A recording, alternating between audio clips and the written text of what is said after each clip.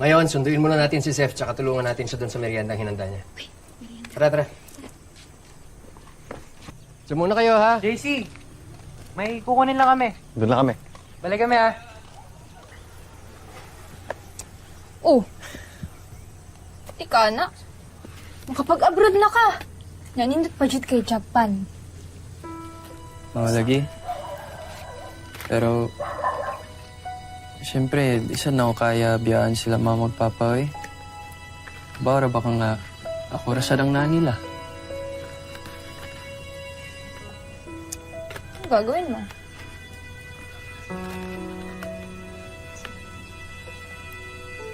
Gusto ko pang makilala si Mami Claudia. At siyempre, magagawa ko lang yun pag sumama ako sa kanya. Pero mahal na mahal ko rin sila mama at papa. Hindi ko sila kayang iwan. Alam mo, kung ano mang papagaan sa loob mo, JC, doon ka. Kasi wala naman sa dugo ang pagiging kaanak o magulang. Nasa kung paano ka minahal at inaruga ng tao. Nasa puso.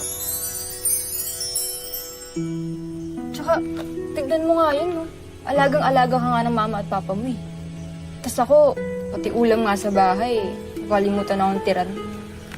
Kaya, sobrang swerte mo talaga. Kahit kanino ka sa kanya lang mapunta. Wow, tama dyan kay Livy, ha? Iskan ka, drama-drama na din mo. Siyempre, andito ka pa rin. Ikaw pa ba? Best friend kita, syempre naman. Ha? Sa kasing-kasing, mahimo bang ikaw na lang ang ako? Ikaw nga, may permanent ka na lang ng baho mo. Gusto ko siyang makasama. Gusto ko maging pamilya kami. Ano yon? Bigla kang babalik dito pagkatapos kukunin mo yung anak namin? Pagkatapos mo siya i-deny na siya ay sa'yo? Kaya nga gusto kong bumawi eh. Gusto ko siyang bigyan ng magandang buhay. Kinugulo mo ang isip ng anak namin. Anak ko siya. Hindi mo siya anak ko. Iniri mo lang siya. Ha? Kaya wala kang karapatang basta na magnanay sa Mami kanya. Claudia! Wala kang karapatan na tawagin siyang anak. Wala kang kontribusyon sa pagkatao ng anak ko. Iniluwal mo lang siya, pero ako nagmahal sa kanya. Ako ang nagmamahal sa kanya. May tunay na pagmamahal.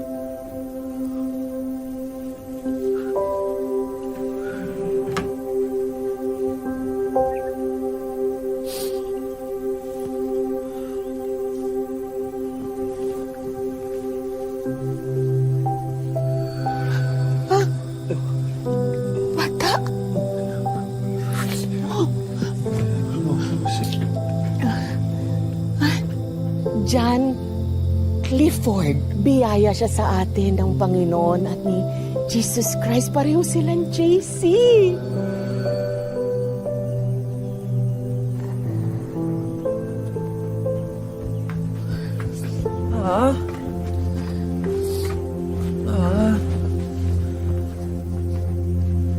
Ba't yun naman ang in-impact ng mga gamit ko? Mahal na mahal kita.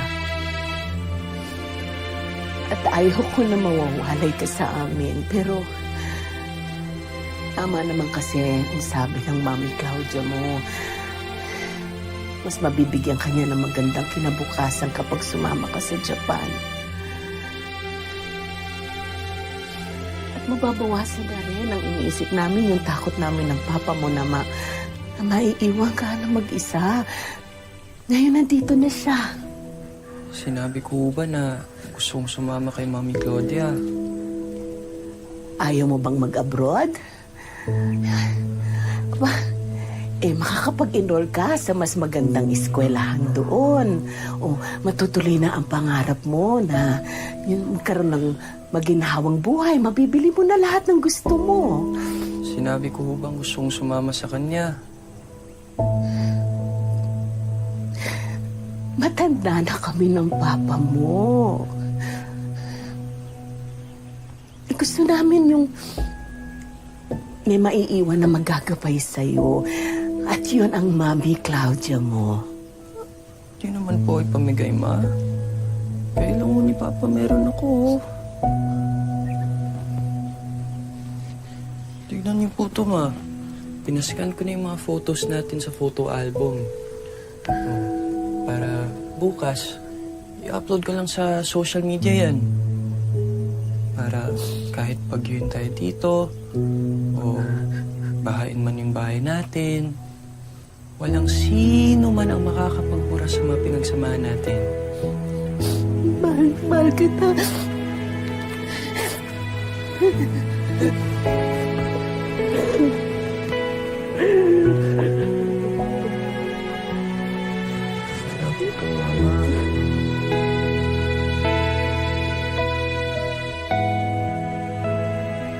Konti na lang makukumbisi ko na si JC na sumama sa akin sa Tokyo. Basta, hintayin niyo ako sa airport, ha? Gagawin namin siyang boy para sa asawa ko at mga anak niya. Gusto kasi ni Akihiro mapagkakatiwalaan yung katulong namin. Aba, hindi naman pwedeng ako lang yung inaalila ng asawa ko at ng mga anak niya, no? Oo na, sige na. Basta magkita lang tayo sa airport, ha? Okay.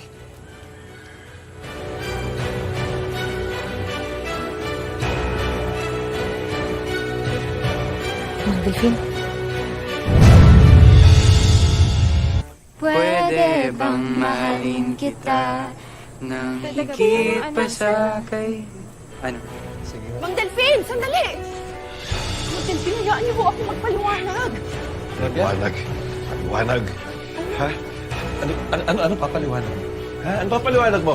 Nabalak niyong gawing alipin ang anak ko sa Japan? Ha? Hindi po yun ang ibig kong sabihin. Ano? Mami, totoo po ba? Ayan, sige. Sabihin mo sa anak mo na kaya mo siya isasama sa Japan dahil pagod na pagod ka na sa pagsisilbi sa asawa mo at sa pamilya niya. At wala kang balak na tuparin ang pangarap niya na alagaan siya doon.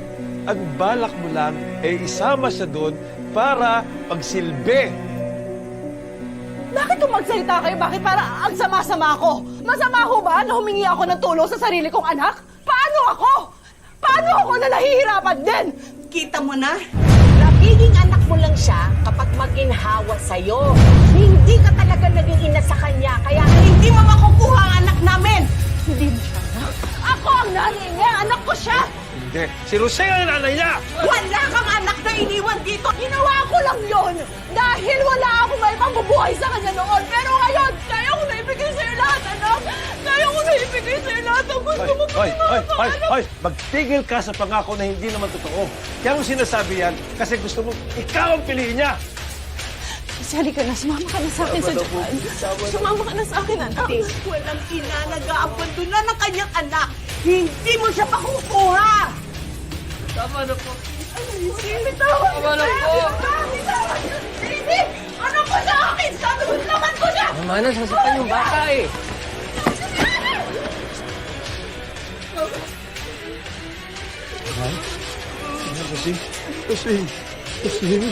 Kasi, yung malalim.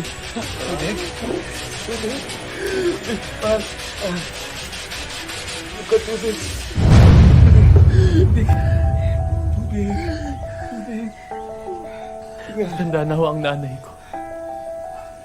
Wala siyang kalaban-laban. Ba't mo siya tinulak ng ganun? Hindi ko sinasadya, pero JC, panahon na para magdesisyon ka. Walang ibang ginawa ang mga magulang ko, kundi protektahan ako.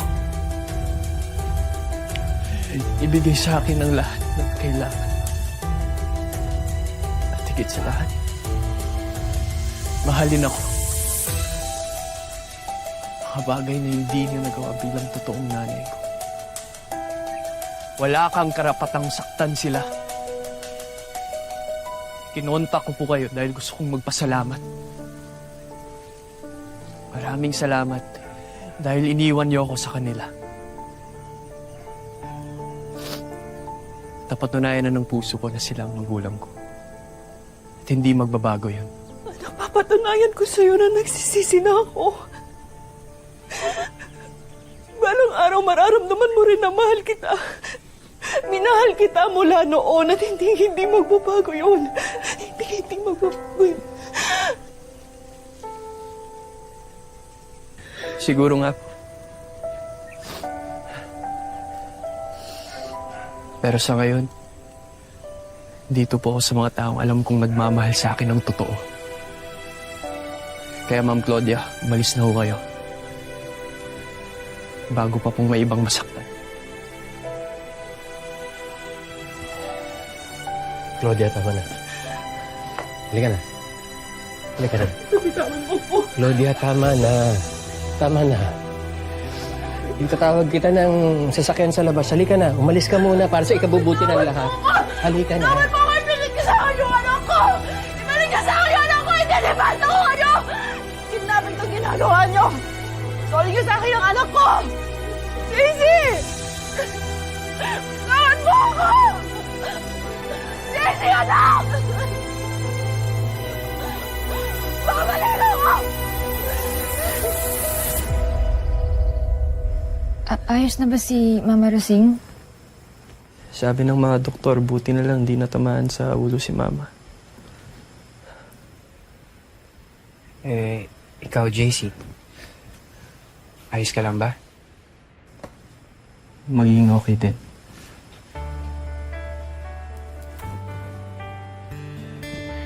JC, alam mo, swerte mo na. Tama. Nagagawan ka pa ng mga magulang mo eh. Tapos nagkakontes pa sila kung sino mas may mahal sa'yo. Hindi, okay din. Uy, sali naman kami dyan. Problematic din kaming mga magulang. Amen. Salamat ko lang, guys. Hindi kaya ito kung wala kayo.